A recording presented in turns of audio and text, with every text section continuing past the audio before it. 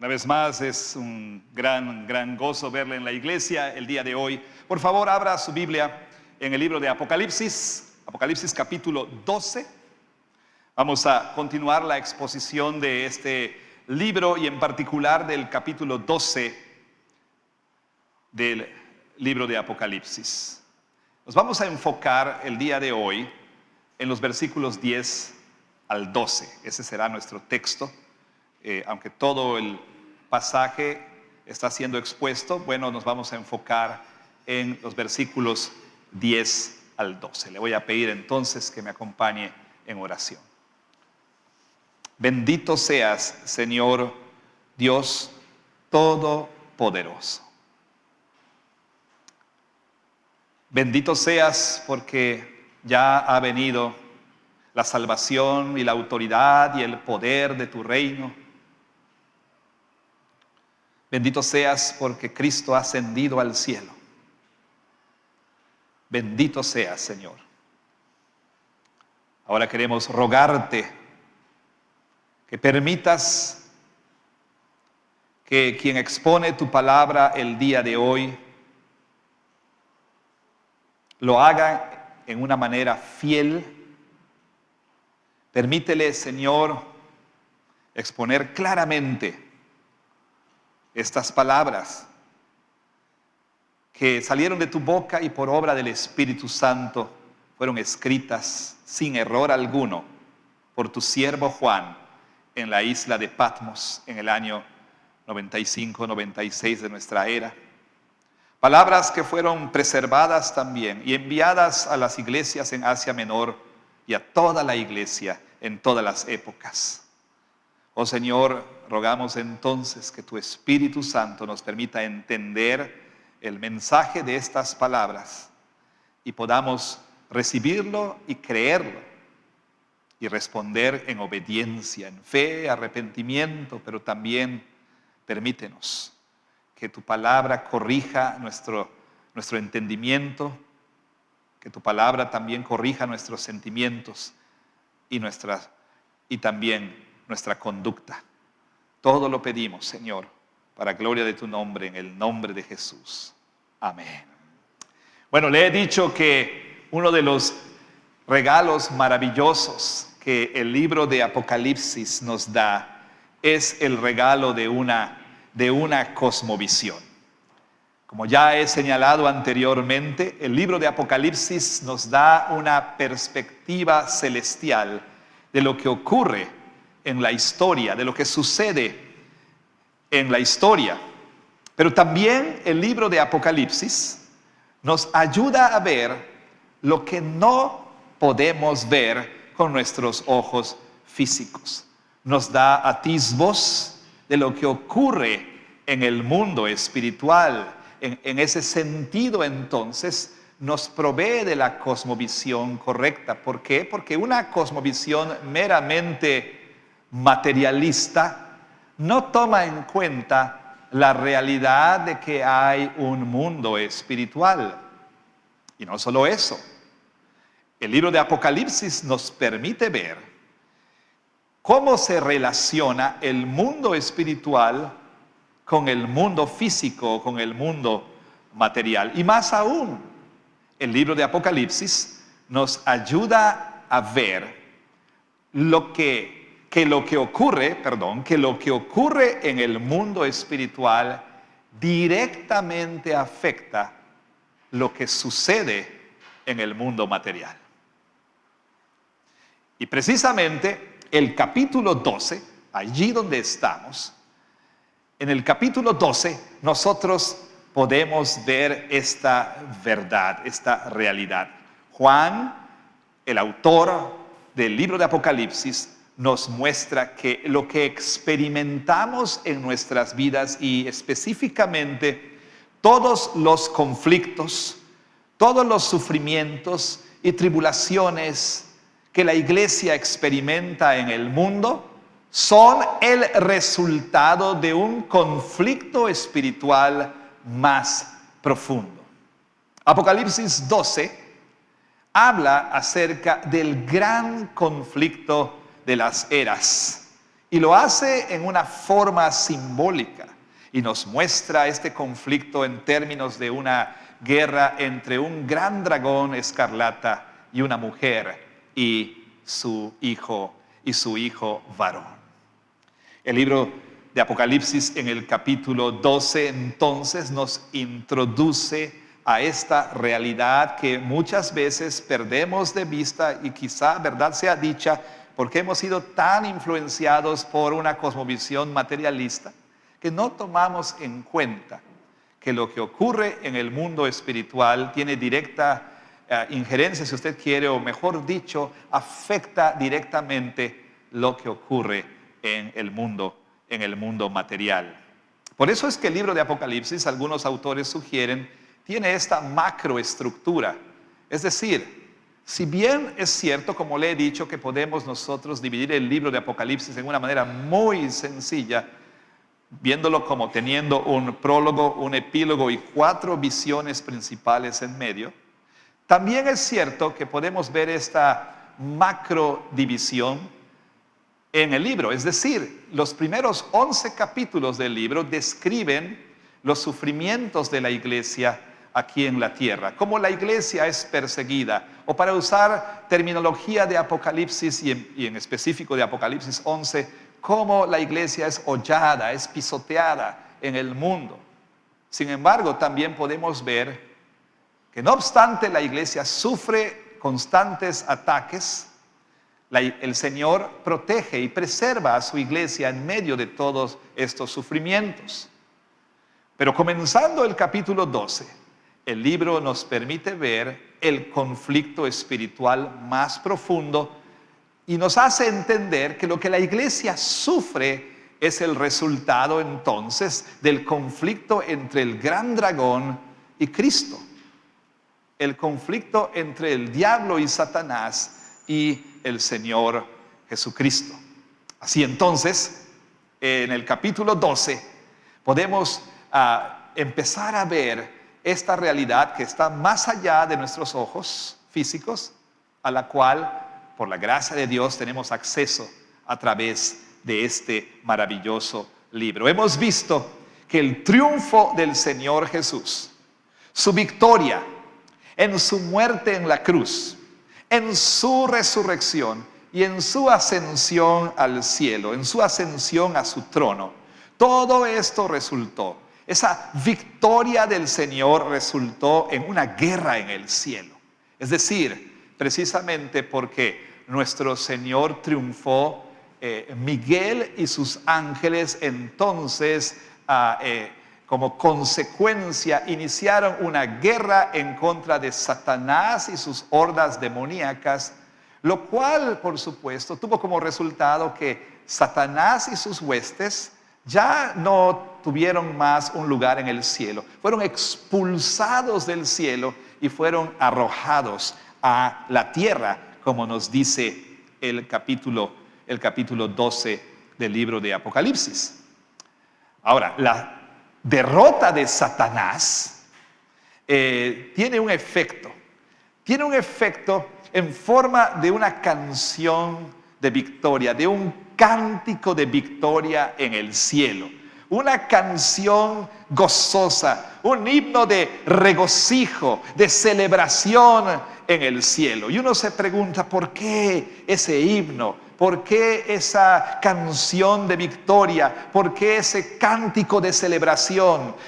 Bueno, en particular lo que nosotros notamos de hecho en el capítulo 12 es que hay un llamamiento, un llamado al cielo y a los que moran en él, y usted lo puede ver en el versículo 12, un llamado a regocijarse. Vea usted cómo lo dice el capítulo 12, versículo 12. Por lo cual alégrense cielos, o regocíjense en otras versiones, cielos y los que moran en ellos. Pero por favor note que el versículo 12 comienza con la palabra por lo cual, o por lo tanto en otras versiones. Claramente entonces esta canción es la respuesta a la luz de lo que se nos ha dicho en los versículos 10 al 11, como veremos en un momento más. En otras palabras, nuestro pasaje, Apocalipsis 12, versículos 10 al 12, es una interpretación teológica de lo que sucedió, de lo que ocurre en los versículos 7 al 9.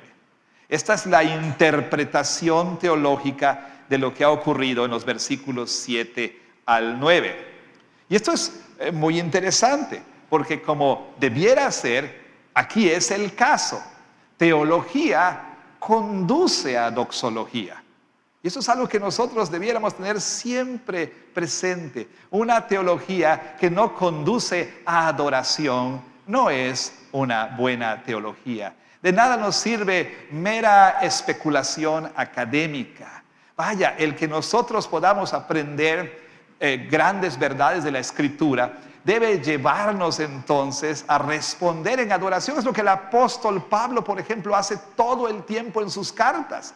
De pronto Pablo está exponiendo grandes verdades teológicas y Pablo se interrumpe a sí mismo porque ya no puede contenerse y prorrumpe en cánticos de alabanza a nuestro Dios. Bueno, esta interpretación teológica, por supuesto, es también un cántico de alabanza, o para ponerlo de una manera más sucinta, es teología en forma de canción. Dicho sea de paso, las canciones que escojamos para cantar en la iglesia no nada más deben ser canciones pegajosas o que tengan, no sé, un ritmo contemporáneo que nos agrade. Deben ser canciones que tengan sustancia teológica, por supuesto, pero ese es otro asunto, del cual hablaremos en otro momento. Esta canción es un llamado a los cielos y a los que moran en los cielos a regocijarse.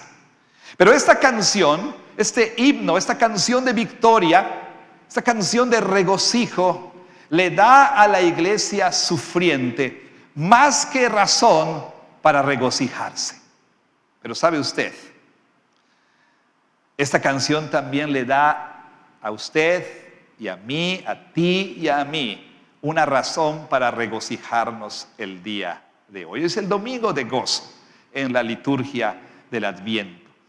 Y qué bueno que este pasaje es el pasaje que se expone hoy, porque esta canción celestial también nos da a nosotros razón para regocijarnos el día de hoy. Es cierto, es verdad que varios de ustedes han experimentado o están experimentando dificultad y dolor y dureza y desilusión y desánimo debido a sufrimiento, debido a dolor físico o emocional, debido a enfermedad, debido a problemas matrimoniales, debido a desempleo, debido a carencias económicas, debido a problemas familiares, debido a problemas de muchas clases, de diversas índole. Pero este cántico nos dice, ¿sí?, que aquellos que están en el cielo son llamados a regocijarse. Y usted dirá, bueno, claro, ellos están en el cielo. Por supuesto que pueden regocijarse. Pero ¿sabe usted? Su canción también puede ser la canción de usted, tu canción. Para empezar, nota por favor, que ultimadamente todo lamento aquí en la tierra dará paso a un cántico de victoria en el cielo. Todo lamento aquí en la tierra algún día ha de cesar. Y nuestro destino último es unir nuestra voz a la voz de los que ahora se regocijan en el cielo.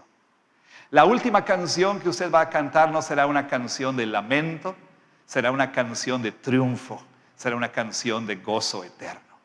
Ahora bien,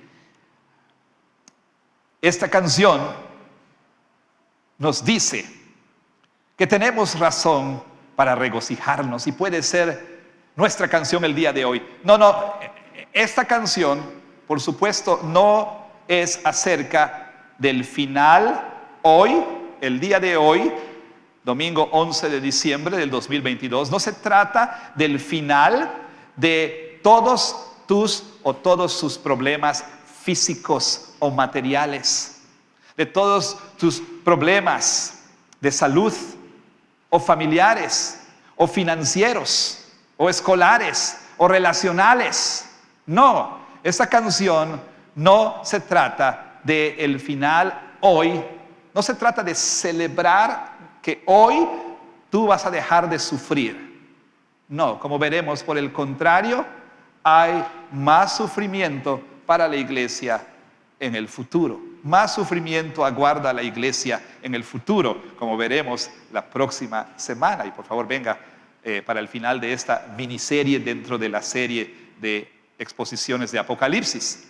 Vaya, esta canción no se trata del final de tus problemas materiales necesariamente el día de hoy, pero esta canción se trata de algo más profundo. Mucho, mucho más profundo. Esta canción se trata acerca del triunfo de nuestro Señor Jesucristo sobre el diablo y Satanás. Se trata del triunfo de nuestro Señor Jesucristo sobre tu más feroz enemigo.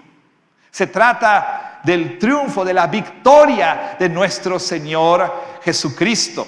Ahora, esta canción te dice que debido a la victoria de Cristo, la salvación y el poder y el reino de nuestro Dios, como dice el versículo 10, y la autoridad de su Cristo han venido. Esta es una celebración del hecho de que el reino de Dios ya ha comenzado. El reino de Dios no es algo nada más allí en el futuro. El reino de Dios ya ha venido a la tierra. Que el reino de Dios ha seguido inmediatamente o comenzó inmediatamente después de la resurrección y ascensión de nuestro Señor Jesucristo al cielo. Lo comenta así un autor: la resurrección de Cristo es el punto crucial de toda la historia humana. Representa ese momento. La resurrección de nuestro Señor Jesucristo representa el momento en el cual el poder del enemigo en el cielo fue aplastado y su reino se desmoronó y, por supuesto, se colapsó hacia la tierra. Así entonces, esta canción nos llama a unirnos al regocijo del cielo. Le llama a usted, cristiano, a unirse al regocijo del cielo. El llamado que se le hace a los que moran en el cielo también es un llamado a usted y a mí esta mañana a unirnos a ese regocijo. Y usted se preguntará, ¿por qué? ¿Por qué debo regocijarme si estoy pasando por esta situación en mi casa? ¿Por qué debo regocijarme si estoy atravesando por este problema en el matrimonio? Si mi hijo ha sido diagnosticado con esta enfermedad, si mi madre tiene problemas de salud, si vienen las cuentas al final del mes y no tengo para pagar, ¿por qué yo habría de unirme a esta canción de regocijo? Bueno, nuestro pasaje le ofrece por lo menos dos razones para unirse al regocijo celestial, al cántico celestial de victoria y celebración. ¿Cuáles son? Razón número uno. Razón número uno. La victoria de Jesús sobre Satanás significa que Él ya no más puede acusarnos. La victoria de Jesús sobre Satanás significa que Él ya no más puede acusarnos, como lo dice el versículo 10, a lo cual hicimos alusión en el sermón pasado. Escuche usted, por favor. Dice así: entonces, oí una gran voz en el cielo que decía: ahora ha venido la salvación, el poder y el reino de nuestro Dios y la autoridad de su Cristo. ¿Por qué? porque ha sido lanzado fuera, el acusador de nuestros hermanos, el que los acusaba delante de nuestro Dios día y noche, día y noche. Como hemos visto, la muerte y resurrección de Cristo, su ascensión al cielo, resultó ¿en qué? En la excomunión de Satanás. El cielo fue purgado del diablo y de sus huestes. El diablo fue expulsado, como vimos la semana pasada. Pero por favor, note algo. Note que dice el versículo 10. Dice, el acusador de nuestros hermanos ha sido echado fuera, el que les acusa día y noche delante de nuestro Dios. ¿Quién es el que está diciendo estas palabras? ¿Un ángel? No, realmente no. Muy probablemente no. ¿Por qué? Bueno, por el uso del pronombre posesivo nuestro o nuestros. Note usted, nuestros o nuestro Dios, nuestros hermanos, nuestro Dios. El uso de ese pronombre posesivo junto con, por ejemplo, el sustantivo hermanos, pues eso, elimina la posibilidad de que un ángel esté pronunciando estas palabras. Realmente, ni en el libro de Apocalipsis, ni en ninguna parte en la Escritura, hasta donde yo entiendo y hasta donde sé, los ángeles consideran a los seres humanos sus hermanos. Así entonces, probablemente esta voz proviene de los redimidos en el cielo. Ellos se están regocijando por el hecho de que, así lo pone el doctor Kistemaker, la línea que divide la historia de la humanidad, la muerte y resurrección de Cristo, la cual resultó en su victoria, esa línea ha sido trazada ya. Debido a esa victoria decisiva, Satanás ha sido ya expulsado del colegio de abogados celestial. Ya no más Satanás puede ser un fiscal acusador. Ya no más él tiene un lugar en la fiscalía celestial, en la corte de justicia divina. Quizá la principal actividad de Satanás en el cielo, como ya dijimos, era precisamente la de acusar a los hermanos, acusar a los santos. Y creo que todos hemos conocido a esa persona. Hay uno en cada familia, el acusón, ¿no? Hay uno en cada escuela, hay uno en cada salón, el acusón. Aquel que siempre va con la maestra y acusa, aquel que siempre va con mamá y acusa. Siempre hay uno de estos, ¿verdad? En todas partes. Bueno, en el cosmos, en el universo, había uno que era el acusador. No solamente el acusador, su acusador. Probablemente cuando mencioné lo anterior, algunos hermanos miraron a sus hermanas. ¿Tú? Y quizá algunos de ustedes también, por supuesto, en algún momento también le dijeron, si me acusas vas a ver, o si me acusas con el maestro te espero a la salida, y ese tipo de cosas. Pero bueno, el día de hoy, usted tiene que entender que el gran acusador ya no más puede desarrollar esa actividad. Ya lo hemos mencionado, no quiero hacer mucho de esto la semana pasada. La principal actividad del diablo en el cielo era la de acusar, cosa que vemos en ejemplos del Antiguo Testamento como el que tenemos en Job 1, 6 al 12 y Zacarías capítulo 3. Job, obviamente conocemos la historia. Job fue acusado delante de Dios por Satanás de servir a Dios solamente porque Dios le daba bendiciones. Y por otro lado, en Zacarías 3 tenemos a Satanás acusando al sumo sacerdote delante de Dios. Pero ¿sabe qué? Esta actividad satánica ha llegado a su fin. ¿Por qué? Porque Jesús ascendió al cielo y Jesús tomó su lugar a la diestra de Dios el Padre. La muerte de Cristo satisfizo las justas demandas de nuestro Dios. satisfizo y agotó la ira de Dios en contra de los pecados de su pueblo. Jesús, el Cordero sin mancha, el Cordero de Dios, el perfecto Cordero de Dios, murió como un sustituto. Y por su muerte, nuestro Señor Jesucristo compró o redimió para Dios su Padre por medio de la sangre que Él derramó en la cruz. Un pueblo redimido de todo pueblo, lengua y nación. Y debido a su muerte, la cual ha satisfecho las demandas justas de nuestro Dios, el juicio de Dios en contra nuestra ya no existe. ¿Por qué? Porque el juicio de Dios en contra de los pecados del pueblo de Dios ocurrió en la cruz, en la muerte de Cristo en la cruz. ¿Cuál es el resultado entonces? Pablo dice en Romanos 8:1, ahora pues, ahora, no en el futuro, ahora no hay condenación para los que están en Cristo Jesús.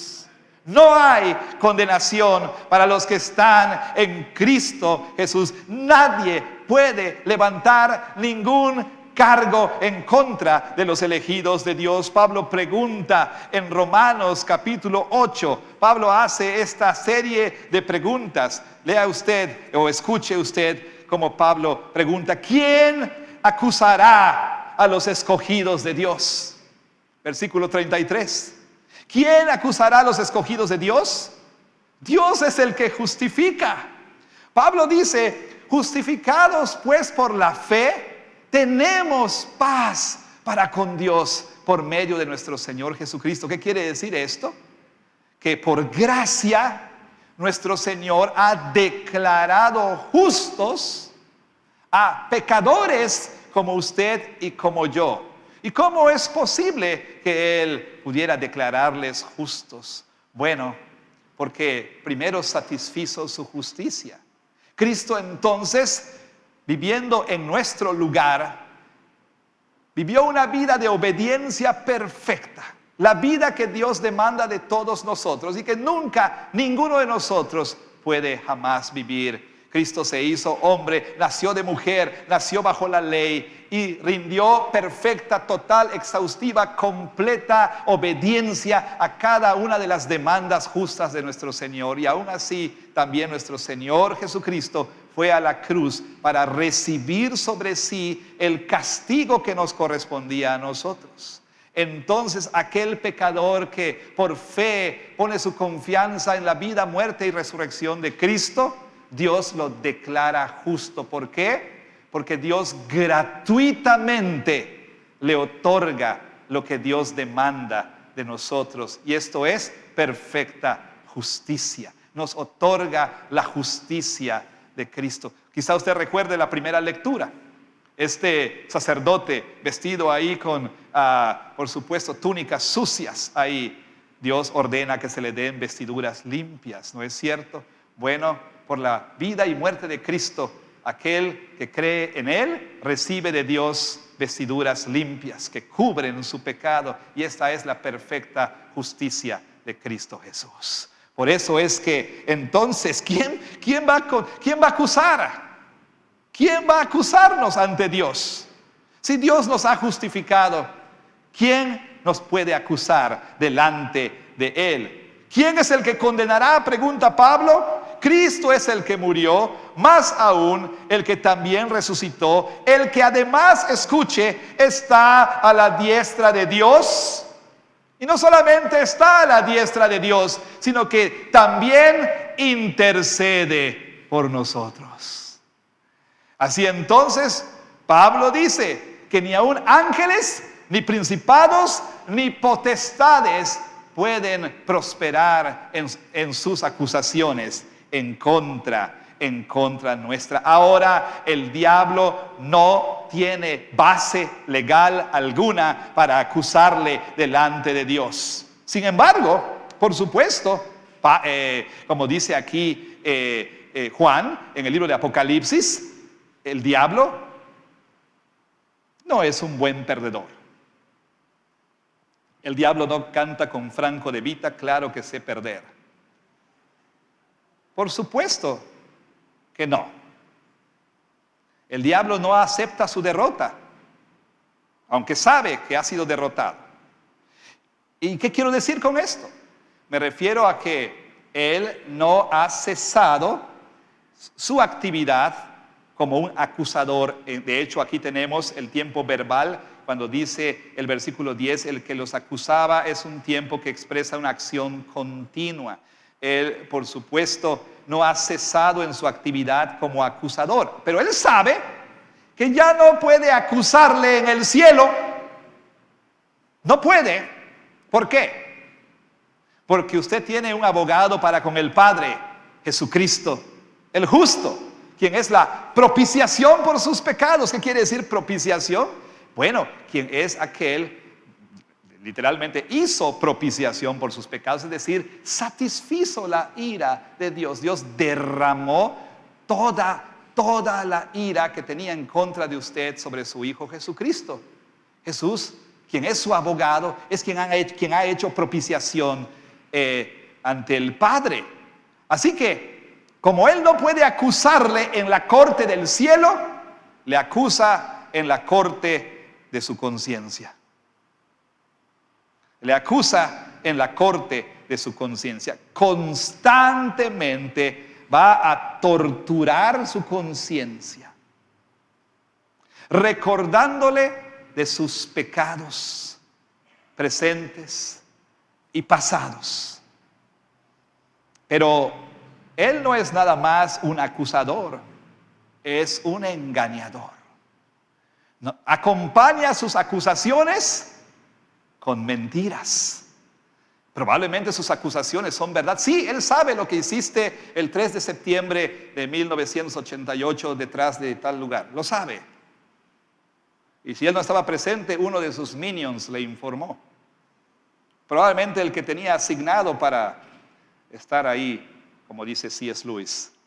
Probablemente el que era tu asesor personalizado, diabólico, ¿no? Bueno.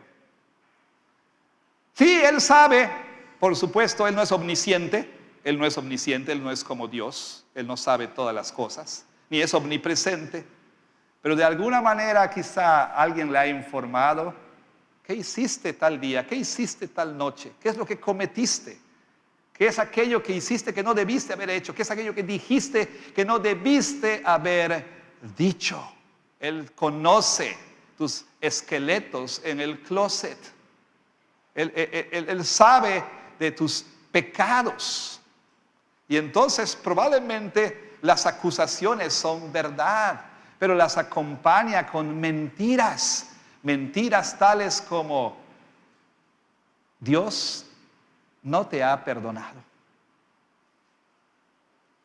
¿Tú crees que Dios perdonaría a alguien así como tú? Él quiere convencerte de que por tu pasado pecaminoso, tú no tienes un futuro.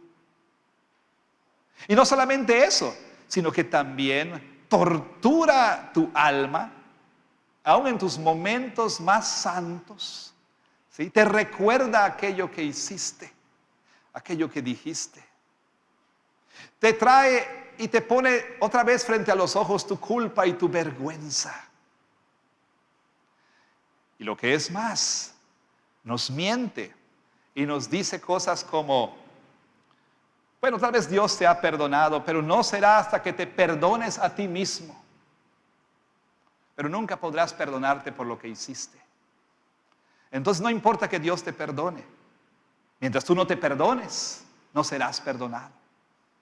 Y pone, por supuesto, en entredicho la palabra de Dios. Así como le dijo a Eva, también te dirá a ti cuando tú apelas a: no, la Biblia dice, si confesamos nuestros pecados, Él es fiel y justo para perdonar nuestros pecados y limpiarnos de toda maldad. No es cierto.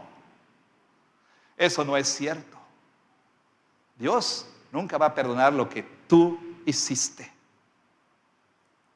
Sí, Dios sabe lo que cometiste y Él no te va a perdonar.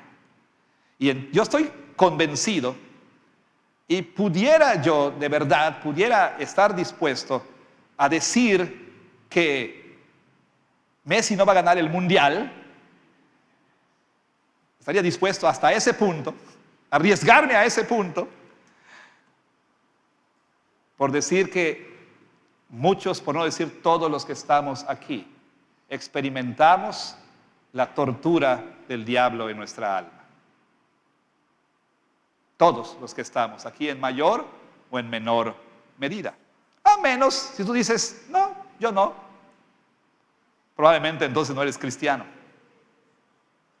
No tiene por qué acusarte.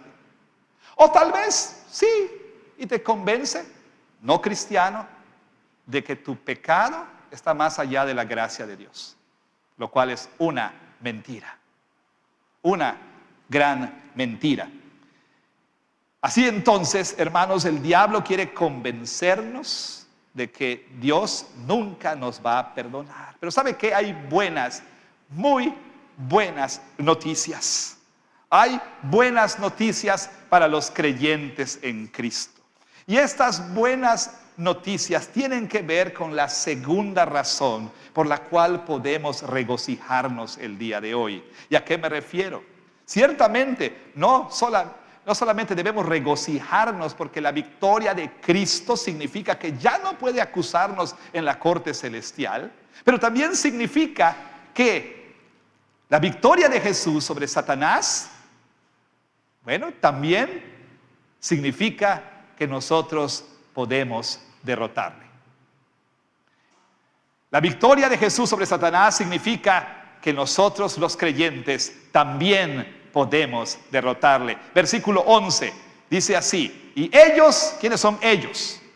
Ellos le han vencido. ¿Quiénes son los que son descritos aquí como nuestros hermanos? ¿Y quiénes son nuestros hermanos? Esto es, los creyentes. O sea, ellos no es un ellos universal. Esto no aplica a usted o a ti que estás aquí, que todavía no eres un creyente en Cristo. Esto no aplica a ti ahora, pero pudiera aplicar a tu vida o a su vida si tú o usted se rinde al Señor Jesucristo y le recibe como su Señor y Salvador. Bueno, se nos ha dicho que no solamente Satanás sufre una victoria a manos de un arcángel, pero lo que es más, también ha sido vencido por los creyentes fieles en Cristo. O los fieles creyentes en Cristo. La victoria decisiva de Cristo en la tierra, en la cruz, en su resurrección. Y la victoria como consecuencia de Miguel en el cielo, del arcángel Miguel en el cielo, como hemos leído en los versículos 7 al 9, es la base de la victoria que los cristianos sufrientes en la tierra ganan sobre la serpiente a lo largo de la historia.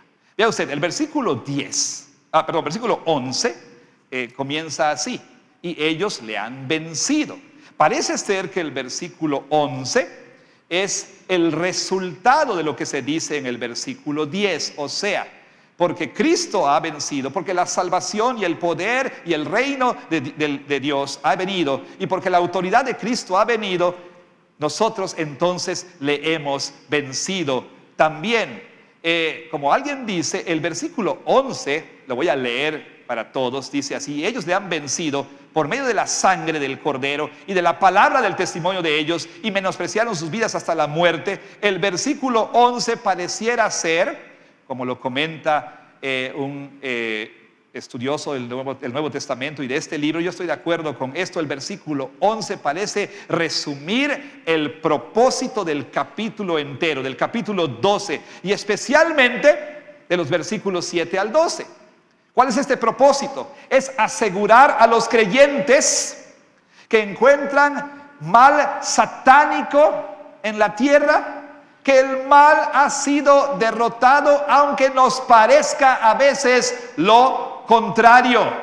Los cristianos, me encanta esta cita, los cristianos pueden tener la seguridad de que la serpiente comienza a hacer guerra en contra de sus cuerpos solamente después de que ha perdido la batalla por sus almas. La serpiente, lo vamos a ver la próxima semana, regrese por favor. La serpiente solamente comienza a hacer batalla en contra de nuestras vidas, de nuestros cuerpos, solamente después de que ha perdido la batalla por nuestras almas. Y Juan dice que le hemos vencido. Tan segura y tan cierta es esta victoria que se expresa en este tiempo verbal. Le han vencido. Un tiempo que expresa algo en el pasado que tiene consecuencias, ¿sí? Continuas, si ustedes quieren. Le han vencido los creyentes del Antiguo Testamento, los creyentes del Nuevo Testamento, y cada creyente que ha de vivir le han vencido. ¿Y cómo, dice Juan, hemos vencido? ¿Cómo nosotros vencemos? ¿Cómo conquistamos? ¿Cómo derrotamos también a Satanás? Nos dice Juan, por lo menos en dos maneras. Número uno, por la sangre del Cordero. Por la sangre del Cordero. Escuche, usted dice aquí, y ellos le han vencido por medio de la sangre del Cordero. ¿Qué significa esto? Pues que ya hemos sido lavados con y por la sangre de Cristo. Como dice 1 de Juan 1:7, si andamos en luz como Él está en luz, tenemos comunión unos con otros, y la sangre de Jesucristo su Hijo nos limpia de algunos pecados. No. ¿Nos limpia de nuestros pecados menos de esos pecados groseros y escandalosos? No. Nos limpia de todo pecado. Y precisamente porque hemos sido lavados y limpiados de todo pecado, no hay condenación en contra nuestra. Así lo pone alguien. La única esperanza de victoria que tiene Satanás en tu vida es la presencia de pecado no perdonado. Solamente de eso puede agarrarse. Pero noticias de última hora para Satanás. La sangre de Cristo nos limpia de todo pecado. Todos nuestros pecados han sido perdonados. Ahora bien, debo abrir un paréntesis aquí. Cuando Pablo dice, ahora pues no hay ninguna condenación para los que están en Cristo Jesús, algunas versiones incluyen esta nota aclaratoria que Pablo dice. Estos son los que andan no conforme a la carne, sino conforme al Espíritu. O sea, tampoco puedo clamar y reclamar esta verdad o esta seguridad si yo estoy andando en pecado. O sea, usted no puede salir de aquí como un no creyente que tiene un estilo de vida pecaminoso, como una persona impenitente y decir, oh, bueno, todos mis pecados han sido perdonados. Esto aplica a aquellos únicamente que son verdaderos creyentes y se arrepienten de sus pecados. Entonces, la única esperanza de victoria que Satanás tiene en tu vida es la presencia de pecado no perdonado. Pero ¿sabe qué? La sangre de Cristo nos limpia del poder condenador del pecado, de la culpa del pecado, de la vergüenza del pecado, y entonces remueve cualquier base sobre la cual Satanás pudiera edificar un caso legal en contra nuestra. Así entonces le vencemos por la sangre de Cristo. La única manera en que puede derrotar a este enemigo es por la sangre de Cristo Jesús. Y cada vez que el diablo venga a usted, recuérdele, he sido lavado con la sangre del Cordero. Mis pecados han sido lavados con su sangre. Pero también dice, por la palabra de nuestro testimonio. Le han vencido por la sangre del Cordero y de la palabra de su testimonio. Y también añade aquí, versículo 11, y menospreciaron sus vidas hasta la muerte. ¿Qué quiere decir esto? Bueno, el creyente que ha recibido el Evangelio es alguien que también comparte este Evangelio, que tiene un testimonio de Jesús, que habla acerca de Jesús, que le comparte a otros el Evangelio de Cristo Jesús, que proclama las buenas nuevas. Ahora, dice aquí Juan que estos han vencido porque han estado dispuestos, dice, aún a perder su vida por causa del Evangelio. Por causa del Evangelio. Ahora, ¿cómo esto puede ser una victoria sobre Satanás? ¿Cómo podemos nosotros vencer a Satanás? Satanás vendrá entonces con mentiras y uno de sus agentes es el mundo. Y el mundo seduce. Y el mundo ofrece placeres. Y ofrece deleites. Y ofrece seguridad terrenal. Y ofrece confort y paz, etc. Bueno, le podemos vencer cuando nosotros valoramos más el Evangelio que cualquier cosa que el mundo pueda ofrecernos. Le vencemos cuando Él trata de seducirnos con lo que el mundo ofrece. Le vencemos cuando valoramos más lo que tenemos en Cristo Jesús. Y le vencemos cuando no valoramos nuestras vidas más que el Evangelio. Vaya, le vencemos cuando amamos a Jesús más que el bienestar terrenal, más que los placeres terrenales, más que el confort, la comodidad terrenal, más que la conveniencia terrenal, más que la paz terrenal, más que la prosperidad terrenal. Le vencemos cuando priorizamos nuestro testimonio de Jesús por encima de nuestra carrera. Es decir, voy a estar dispuesto aún a perder mi carrera por ser fiel al testimonio de Jesús. Voy a preferir ser expulsado de la escuela por ser fiel al testimonio de Jesús. Cuando priorizamos nuestro testimonio de Jesús por encima de nuestro trabajo, nuestros estudios, nuestras relaciones. Es cuando nosotros decimos que ningún placer terrenal es digno de que nosotros neguemos a Jesús para tenerlo. Es saber que aunque el mundo nos puede ofrecer cosas buenas, nada se compara a lo que nosotros tenemos y tendremos en Cristo Jesús.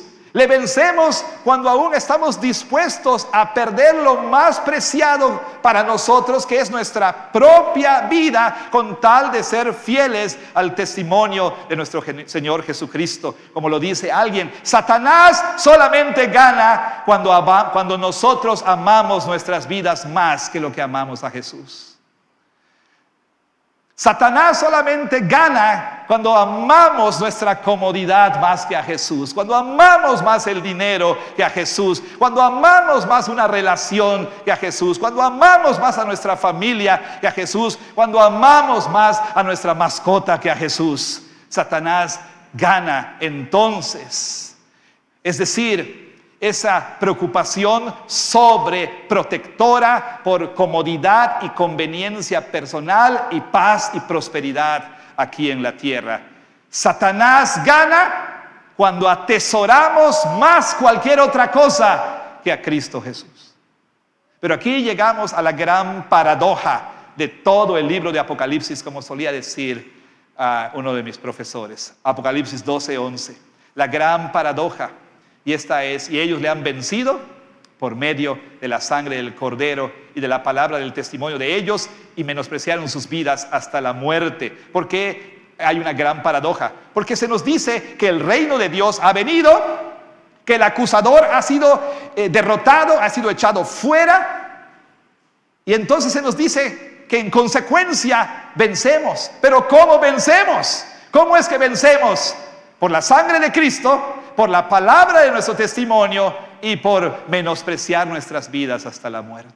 Esa es la gran paradoja. Es decir, vencemos a Satanás, aún siendo derrotados por Satanás.